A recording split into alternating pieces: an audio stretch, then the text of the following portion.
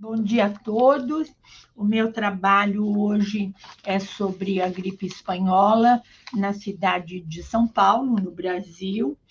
E eu queria colocar que a gripe espanhola de 1918, na metrópole do café, insere-se num campo de pesquisa histórica que vem avançando muito desde o ano de 1990. A razão de eu escolher essa pesquisa se deve também ao fato da pandemia, onde ficamos todos presos. E, dadas as semelhanças, eu achei por bem pesquisar. A epidemia espanhola, ela se espalhou por todas as partes do mundo em 3 ondas de dispersão. Ela começou em 1918 e 1919. No começo era uma simples gripe, não levava os gripados à morte. Na segunda onda, ela foi letal e contaminando cerca de mais ou menos 80% da população mundial e matando aproximadamente 20 milhões de pessoas, segundo os dados estatísticos que eu levantei na minha pesquisa.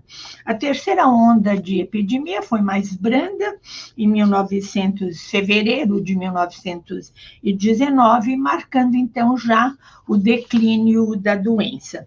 As epidemias de gripe eram comuns, mas esta realmente, por conta do alto grau de mortalidade, sobretudo no segundo ciclo, a gripe foi muito confundida, ou com a peste bubônica, ou com a varíola, ou com a disenteria, ou com a sífilis, porque os médicos realmente não estavam preparados para sanar essa doença, que mais tragicamente marcou o ser humano nesse período. O local do surgimento da doença, ela diverge, eu acho que ela até permanece em mistério. Alguns pesquisadores acreditam que ela se iniciou nos campos de treinamento norte-americanos. Outros apontam a região chinesa de Gandolfo, ou um outro local provável. Então, por que a doença recebeu o nome de gripe espanhola? Porque as nações estavam envolvidas na Segunda Grande Guerra Mundial e, naturalmente, mantinham um sigilo da doença que atacava os seus soldados. Como a Espanha era neutra, ela noticiou os casos de contaminação, dando a impressão de que a pandemia havia se iniciado no seu território, mas isso nunca foi comprovado, e ela se espalhou com o nome de gripe espanhola. Na Itália, ela era chamada de influenza, um nome aplicado desde os meados do século XVII, quando havia um surto de gripe comum. O período mais crítico da doença, eu já falei que foi a segunda parte, e essa moléstia, ela causou um dano terrível.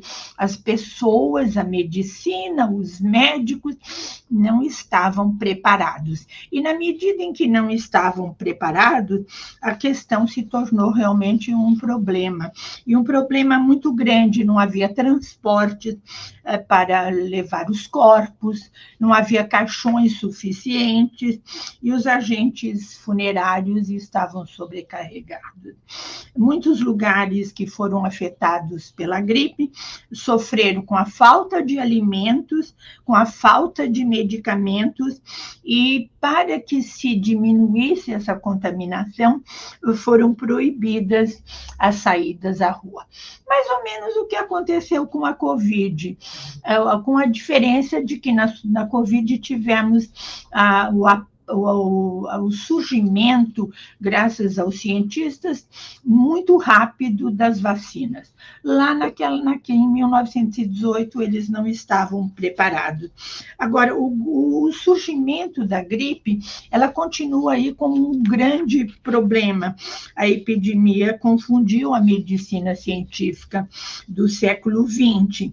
E o início dessa pandemia foi confundida aí com outras doenças, eu já me referi a isso, e aí houve o surgimento de uma teoria que se chamou miasmática, que depois acabou sendo abandonada.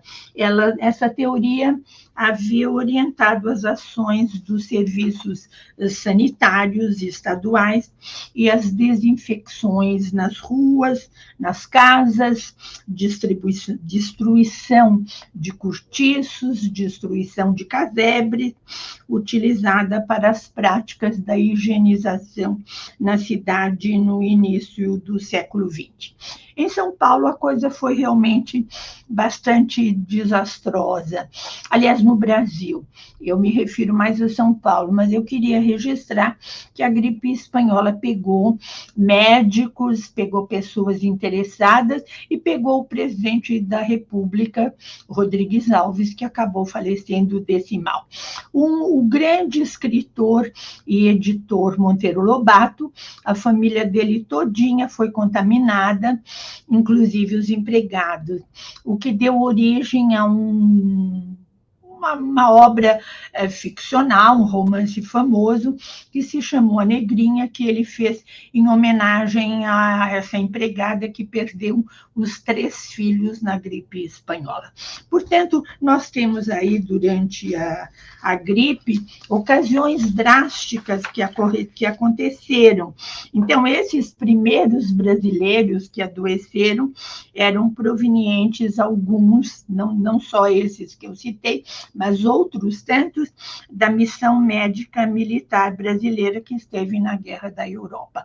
E os soldados já vinham fragilizados e esses militares acabaram contaminando o porto de Dakar, na África, onde a epidemia já se propagava.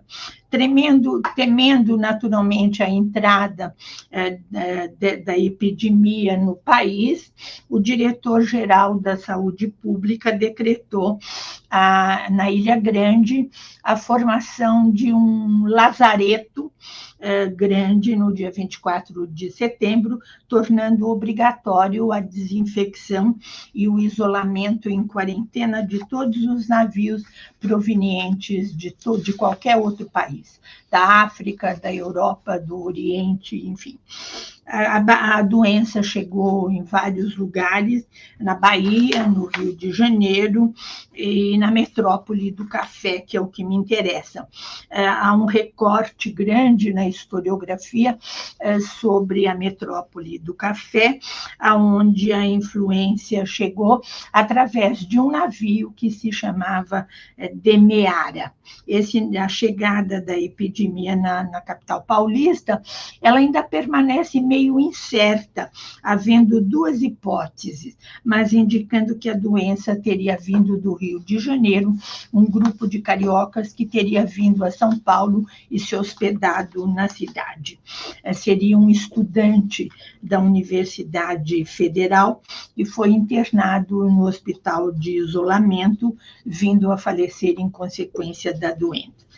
A outra fala-se também de um time de futebol amador, também proveniente do Rio de Janeiro, que havia visitado São Paulo. Tudo parecia indicar que a moléstia epidêmica havia chegado na capital através de pessoas que vinham do Rio de Janeiro.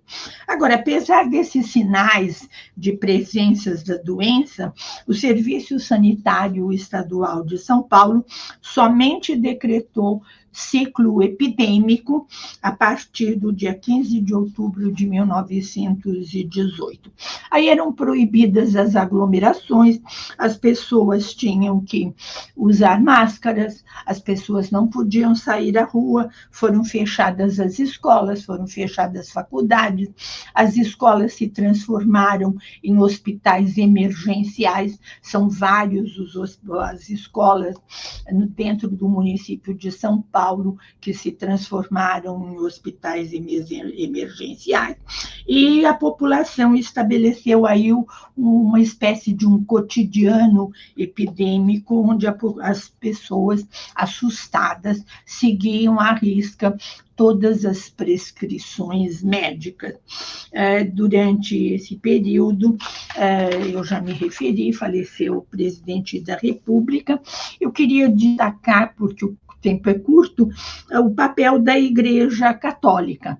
A Igreja Católica foi orientando espiritualmente os seus fiéis e, posteriormente, na manutenção dos hospitais. Os padres, as freiras, elas distribuíam alimentos, distribuíam remédios, entre outras coisas. E a Santa Casa de Misericórdia, que era ligada à Igreja Católica, foi de uma importância extraordinária no atendimento da população, colocando à disposição 1.000 leitos. A situação dos protestantes também deve ser destacada, porque a Associação dos Pastores Evangélicos montou o Colégio Mackenzie, que existe até hoje. O Colégio Mackenzie é protestante, um hospital provisório com capacidade para 400 leitos. Os clubes de futebol também ajudaram.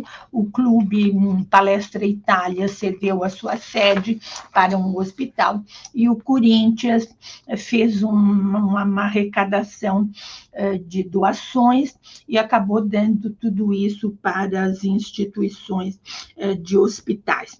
Há uma proliferação de receitas milagrosas que as pessoas diziam que fazia bem, eram chás, eram emplastros, eram diversas beberagens, digamos assim, da população que não tinha um atendimento adequado, com a impossibilidade de um diagnóstico preciso pela ausência de estratégias do governo e das autoridades sanitárias, que não estavam preparadas para isso.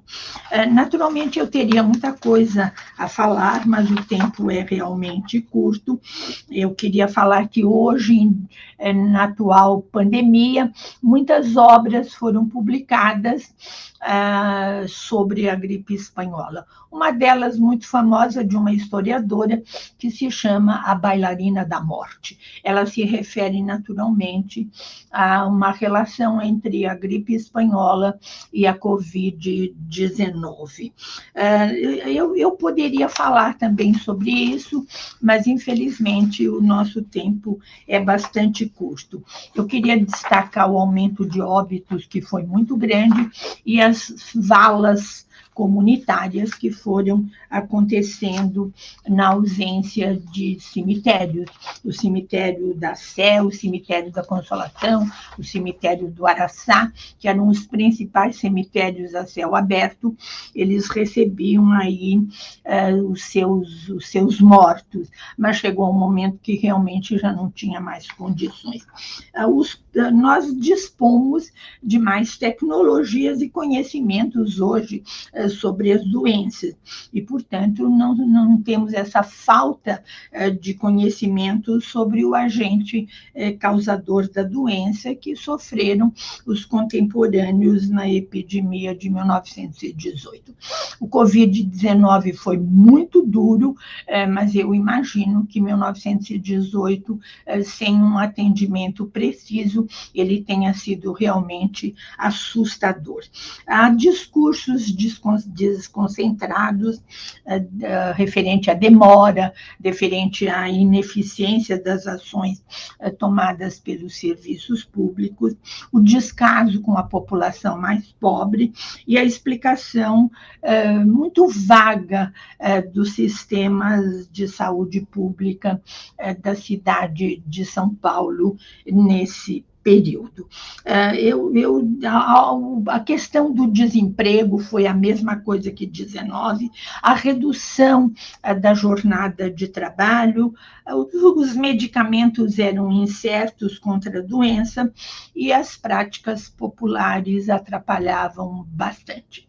Eu poderia falar um pouquinho mais, mas infelizmente eu vou parar por aqui. Quer dizer, há uma certa coincidência em algumas atitudes tomadas entre 1918 e agora 2019, o Covid e a gripe espanhola. Lá, com menos atendimento, aqui já com as vacinas. Muito obrigada, espero que isso sirva para um debate. Muito obrigada.